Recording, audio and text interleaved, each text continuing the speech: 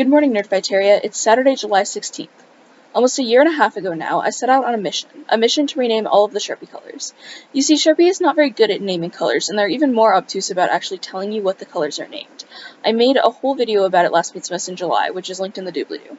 Today, I'm going to wrap that project up by announcing all the different colors you helped me name. So we start with the pinks. There are a surprising number of different pink Sharpies, particularly because so many of the colors are so similar. When I was initially sorting the markers by color, it was really hard to distinguish between the different pinks, much harder than most of the colors. This category also features what might be my favorite color name of any of them, which is Goth Hibiscus. The color isn't my favorite, but the name is Mwah! Chef's Kiss. Next we come to the reds. There aren't very many reds. This one is pretty straightforward. I was honestly really surprised by how many different oranges there were. I think this is possibly because I really don't like the color orange, so it feels superfluous to me to have so many different shades. Sorry, not sorry. This section does have some really good names, though. My favorite of the oranges is probably Jolliest Rancher.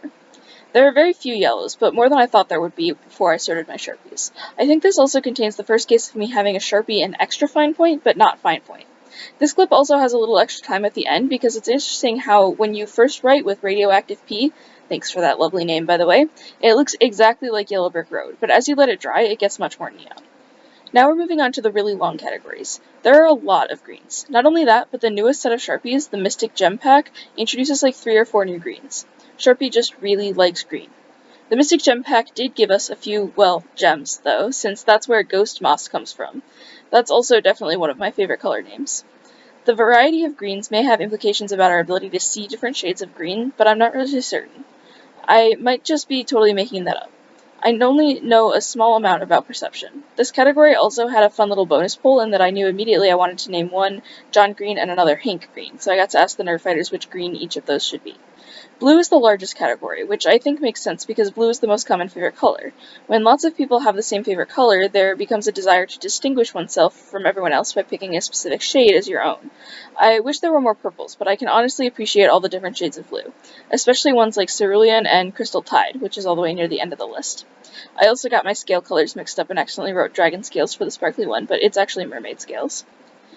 Now we've reached the purples, which it's no secret that these are my favorites. I really need to acquire more purple Sharpies because I don't have very many duplicates and several of them are dying. Like, I only have one Swished Blueberry and it's dying like crazy, so it would be nice to get my hands on another one to replace it.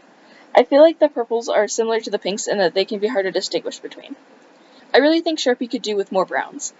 They basically only have the one, and then there was also one orange that could probably have been classified as a brown in retrospect. And finally we have the grays. Not too much to say about them. They're gray. They do feature the longest of any of the names in Darkness, My Old Friend, which was fun because it's also the color I have the most of since it's just your standard black.